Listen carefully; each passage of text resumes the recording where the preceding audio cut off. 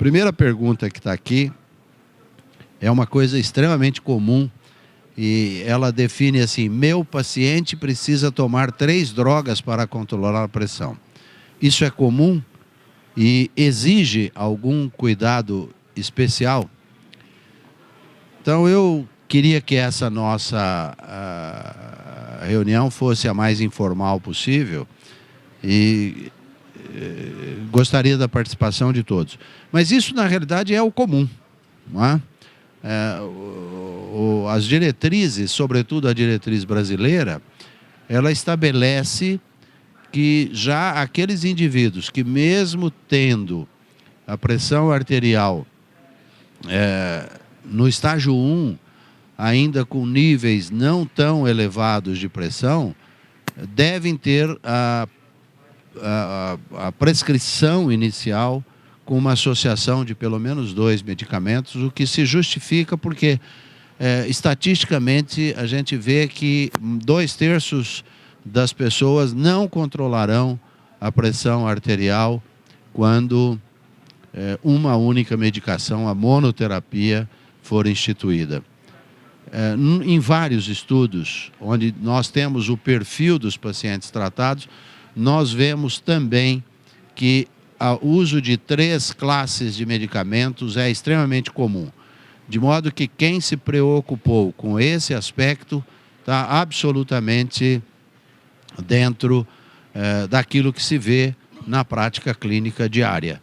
É assim mesmo que as coisas devem funcionar. Se deve haver algum cuidado especial, nós podemos afirmar que o cuidado especial não é necessário, mas os cuidados gerais, esses sim, aqueles que compõem o que se deve fazer e ter com relação aos pacientes hipertensos, que é ter uma boa estratificação de risco, que é ter, portanto, o conhecimento pleno de o que está presente nesse indivíduo além da elevação da pressão e tomar os cuidados, quer do ponto de vista de mudança de estilo de vida, quer na instituição e na preservação do tratamento. Tem até algumas observações que mostram que quanto mais rápido você exercer o controle da pressão, sobretudo naqueles indivíduos de alto risco,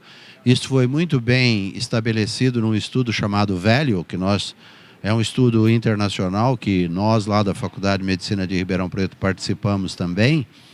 Quanto mais precoce for o controle, mais rápido e mais eficiente será o cuidado com esse paciente e melhor será seu prognóstico. Uma outra pergunta que aqui está é: quando eu devo pedir MAPA? Ela pode ser substituída por medidas domiciliares de pressão arterial com aparelhos automáticos? Bom, veja, tem um conjunto de indicações clássicas para o exame e elas têm genericamente na estratificação 2 grandes nichos, que são avaliação da eficácia terapêutica, quer dizer, quem já está tomando remédio e deve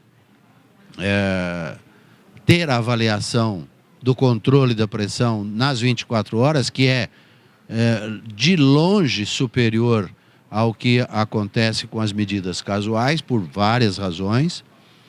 E a outra que é o estabelecimento e a confirmação de diagnóstico. Isso é fundamental. Então, são 2 grandes grupos que envolvem a solicitação da monitorização ambulatorial da pressão. Se ela pode ser substituída por medidas domiciliares, veja, nós precisamos distinguir medida domiciliar de pressão arterial de monitorização residencial. Monitorização residencial é um método que tem protocolo próprio, que tem critérios, que tem estabelecimento exato de como proceder, equipamentos validados, protocolos igualmente validados e confirmados na prática clínica da medida individual, da medida domiciliar de pressão.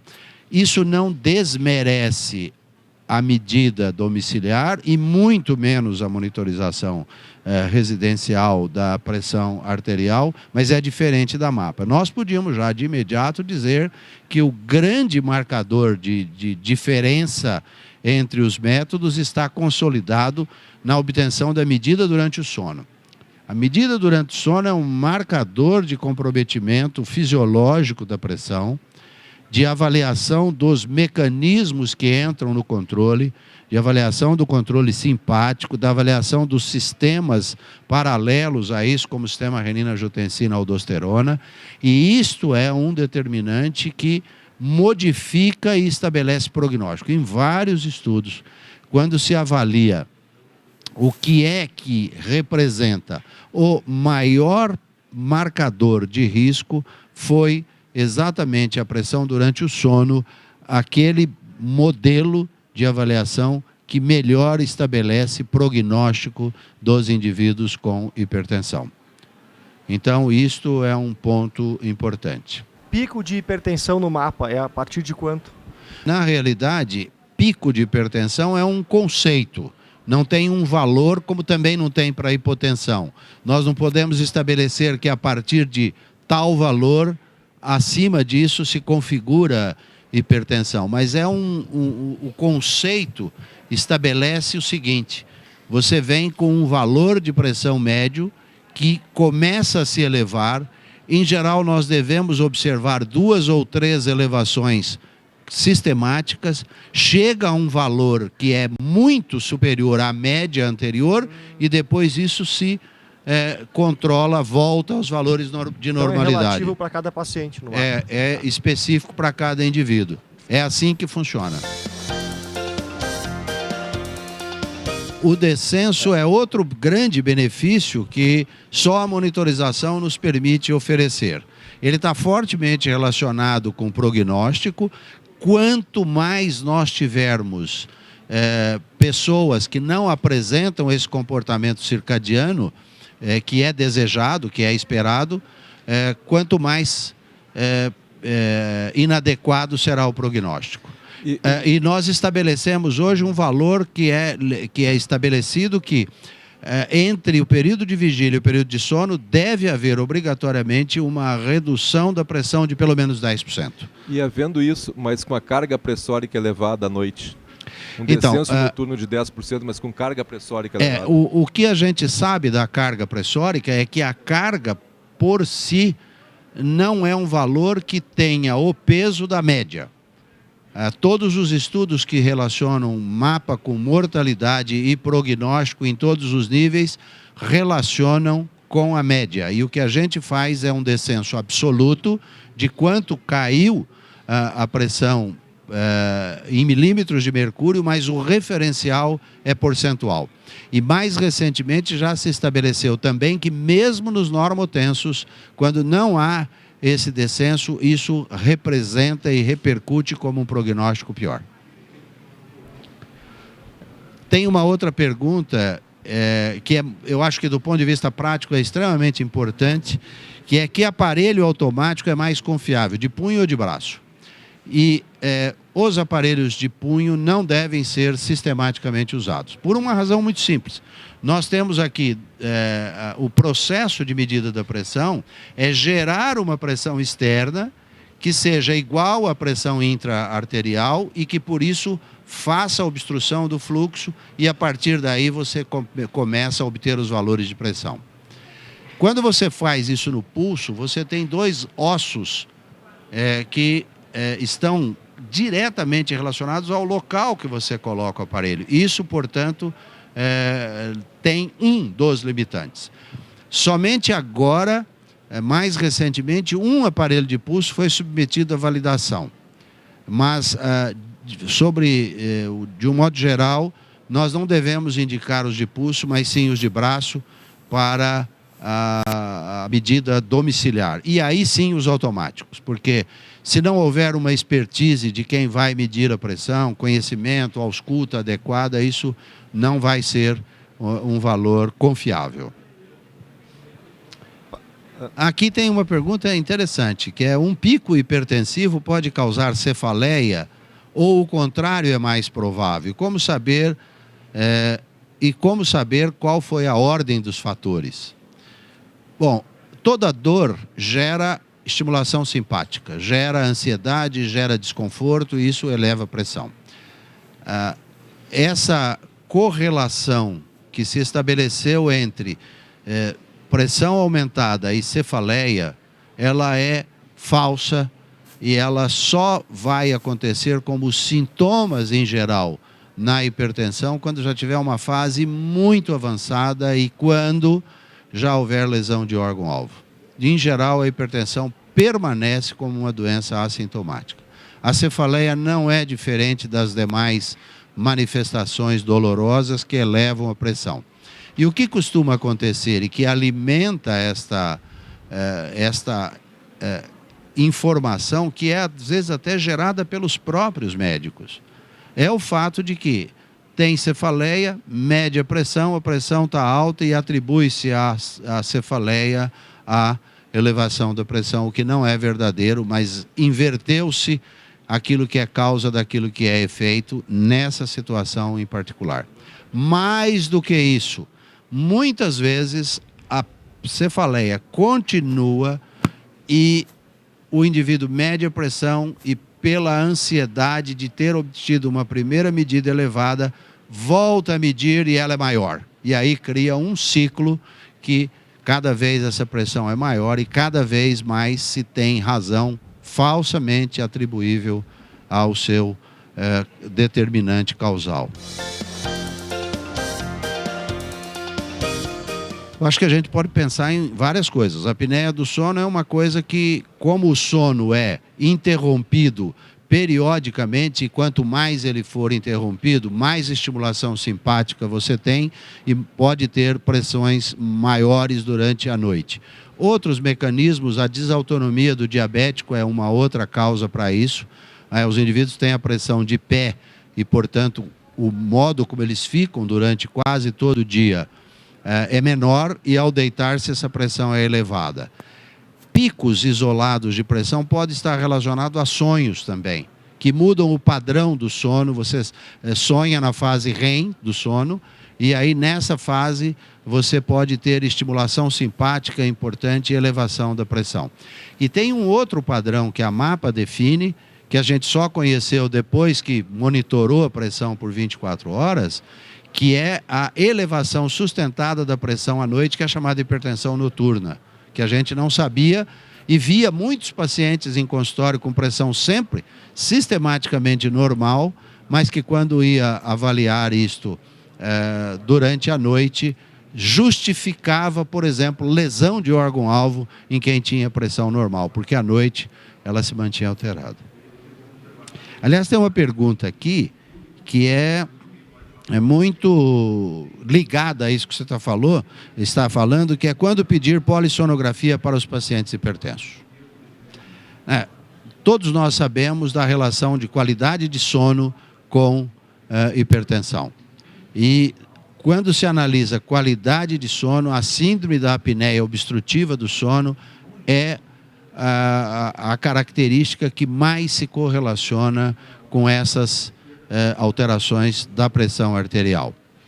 E o que a gente sabe é que se você fizer um questionário muito simples, que é o questionário de Berlim, que todos podem ter disponível, são poucas perguntas, a gente pode ter disponível lá ao nosso lado, nós identificaremos pessoas que têm um perfil que sugerem a utilização ou o pedido de uma polissonografia. Então, eu acho que antes da gente pedir, nós temos que fazer esse screening rápido, que é custo zero, né? É do consultório, você pode aplicar e depois aplicar a polissonografia. A polissonografia identifica os indivíduos que têm uma relação hipopneia-apneia expressiva, em geral com mais de 5 episódios por hora, e quanto mais isso for crescente, maior é o risco e maior é a probabilidade de hipertensão. E o que a gente ainda não tem muito definido é quando você faz a correção dessa apneia, por exemplo, usando o CPAP, se isso repercute a longo prazo e a médio prazo com melhora da hipertensão. Mas melhora a qualidade de vida, essas pessoas têm uma vida, em geral, muito ruim, comprometida, com irritabilidade, sonolência, maior quantidade de acidentes de trânsito está presente nessa, porque eles dormem. Parou no sinaleiro, ele dorme. Há pouco tempo eu vi uma notícia de um indivíduo na televisão, famoso até, que disse que parou no sinaleiro e dormiu.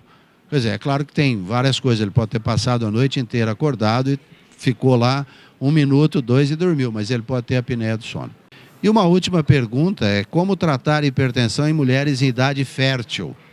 Essa é uma coisa que a gente vê com muita frequência nos ambulatórios. Então, a gente vê mulheres que chegam potencialmente capazes de engravidar, tomando 2 classes de medicamentos que são absolutamente contraindicadas, que são inibidor da enzima de conversão e bloqueador do receptor da angiotensina. Essas 2 drogas estão relacionadas à teratogenicidade e, ainda que a longo prazo isso aconteça, também não tenha ocorrido teratogenicidade, elas têm uma ação reduzindo o líquido amniótico. Elas fazem oligohidrâmino. E isto também é de mau prognóstico. Então, metildopa é a droga ideal. É a droga ideal. Você está bem medicada, mas eu sei quem é seu médico, viu? Por isso que você está bem medicada. Se você me autorizar, depois eu falo. Olha, que ela é paciente do Dr. Décio Mion Júnior. Então, ele não ia fazer diferente. Eu já sei dessa história. Mas é importante isso. E a gente vê isso com muita frequência nos ambulatórios, na clínica, a prescrição dessas medicações que estão... tem que lembrar uma coisa, o diagnóstico, o estabelecimento da gravidez, ele vai ocorrer, em geral, no mínimo, entre 45 e 60 dias após ela ter se estabelecido. É uma alteração menstrual, ou a falta de menstruação, que, em geral, a mulher espera um certo tempo para observar, e depois, quando, em geral, a segunda menstruação, no segundo mês, não ocorre, é que ela, em geral, vai fazer testes, na maioria das vezes, e aí o efeito teratogênico das primeiras semanas pode ter estabelecido, e depois a continuidade com a manutenção por aquela razão. Nessa diretriz eu incluí no puerpério. Eu incluí uma tabela que mostra na amamentação. Isso sim, tem grupos que podem tomar, outros não. Eu não lembro todos, porque é um número enorme. Foi testado droga por droga. Lembrar que toda droga passa para o leite materno e a criança vai mamar um pouquinho de captopril, mamar um pouquinho de verapamil, coisas desse tipo. Mas isto foi feito já com segurança. A quantidade que passa no leite é pequeno. Precisa que a gestante tenha tolerabilidade a isso, porque dá sonolência em doses maiores, e se for preciso uma dose maior, às vezes pode dar boca seca, então tem mais sintomas. Hidralazina é uma boa droga. O problema é que a hidralazina usada isoladamente não é boa. Ela dá taquicardia reflexa e dá retenção hidrovolumétrica, e isso acaba invalidando o seu efeito. Precisa ser usada com diurético, que, por sinal, diurético tiazídico é uma outra possibilidade.